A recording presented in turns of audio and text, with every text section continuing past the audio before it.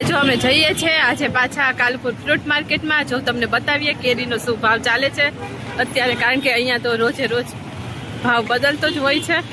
બદામ કેરી શું ભાવ છે? 200 રૂપિયા કિલો. આ છે કાલુપુર ફ્રૂટ બજાર. જો અહીંયા સવારના આવી રીતના ટ્રક ઉતરતા હોય. 80 રૂપિયાના કિલો. અહીંયા કોલા કેરી 120 રૂપિયા કિલો.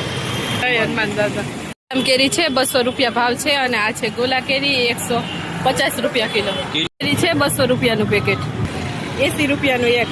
દ્રાક્ષ શું ભાવ છે ભૈયા? 160 રૂપિયા. અને કાળી 220 રૂપિયા કિલો.